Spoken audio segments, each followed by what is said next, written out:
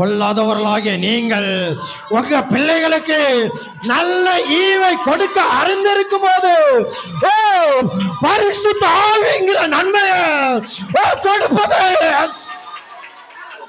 இந்த பரிசுத்த ஆவியாகட்டும் உன் கூட இல்லைனா, உன் மேல இல்லைனா, என்னைக்கும் எப்பவோ எல்லாராலும் மறைக்கப்பட்டிருப்பேன்.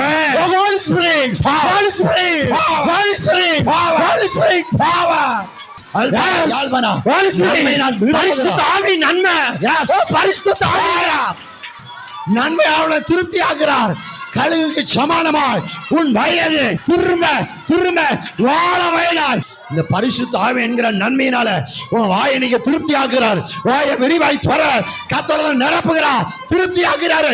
ஒரு கழுகுக்கு சமமான ஒரு வயது உனக்கு திரும்ப வருகிறது, ஒரு திரும்ப வருகிறது, ஒரு புது பலன் வருகிறது.